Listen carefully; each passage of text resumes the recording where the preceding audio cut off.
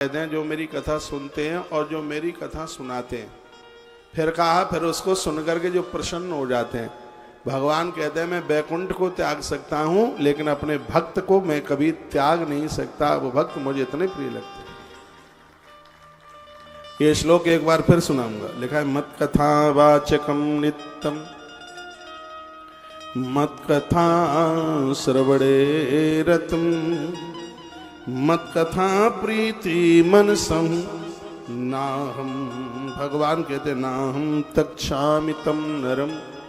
मेरी कथा सुनाते हैं, मेरी कथा सुनते हैं और मेरी कथाओं से जो प्रसन्न होते हैं, इनका मैं कभी त्याग नहीं कर सकता। बैकुंठ छोड़ सकता हूं लेकिन इन भक्तों को कभी मैं छोड़ नहीं सकता। इनके ऊपर मैं अति प्रसन्न रहता हूं।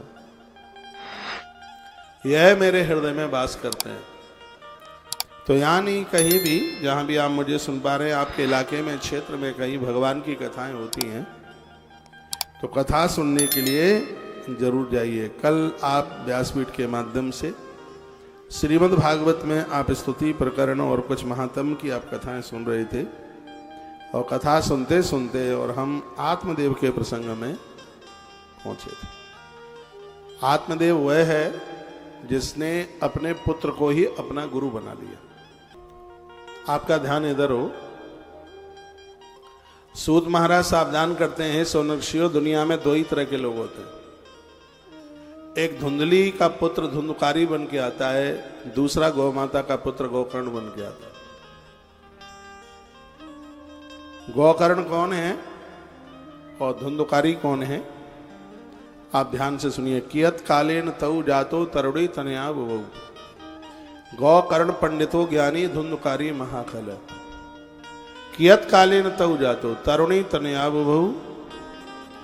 गौकर्ण पंडितो ज्ञानी धुंधकारी महाखल। धुंधकारी को महापापी कहा, क्यों? स्नान सोच क्रियाहीन हो। जो लोग कभी नहाते नहीं है वह अपने आप को धुंधकारी की लाइन में बैठे हुए समझ गए। हमारे पुराण कहते हैं कि व्यक्ति को 1000 काम करने से पहले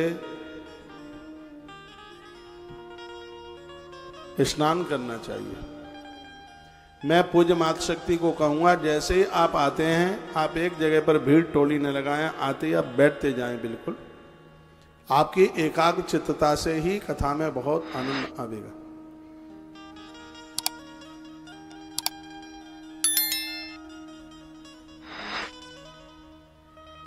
बोलिए बांके बिहारी लाल की जय।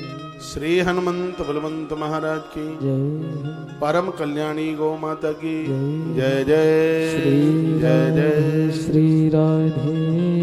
आप यदि बहुत ज्यादा समझदार हैं तो मैं निवेदन करूंगा, 1000 कामों को करने से पहले आप स्नान करें। 3 से 4:30 बजे जो नहाते हैं उन्हें कुंभ स्नान का फल मिलता है। 4:30 बजे से लेकर सूर्य उदय होने से पहले तक नहाते हैं उन्हें गंगा स्नान का फल मिलता है। जो सूर्य उदय के 1.5 घंटे बाद तक नहा लेते हैं उन्हें कुएं का स्नान करने का फल मिलता है।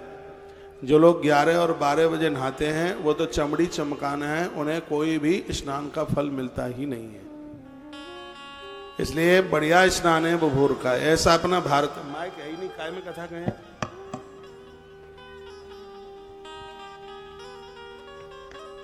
ऐसा अपना भारत है जहां पर पूजा पाठ के लिए स्नान किया जाता है। और देशों में तो रात को 12 बजे लोग नहाते हैं, लेकिन अपने यहाँ भोर में स्नान आरंभ हो जाता है।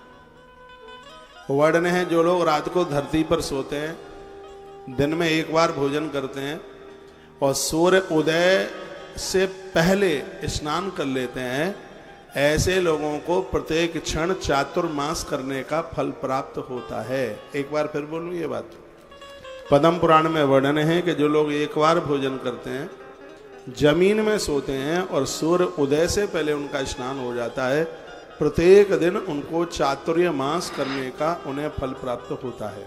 चातुर्मास का अर्थ जानते हैं क्या होता है? तो वर्ष में जितने भी व्रत पड़ते हैं, पूरा साल भर जितनी पूर्णिमा है वो सब कर लें, 7 दिन के व्रत कर लें, अमावस्या कर लें, 11 कर लें, और भी जितने भी व्रत हैं, एक साल में जितने व्रत पड़ते हैं उन सबको व्रतों को करने से जिस पुण्य की प्राप्ति होती है एक चातुर्मास करने से उतने फल की प्राप्ति हो जाती है। इतनी बड़ी महिमा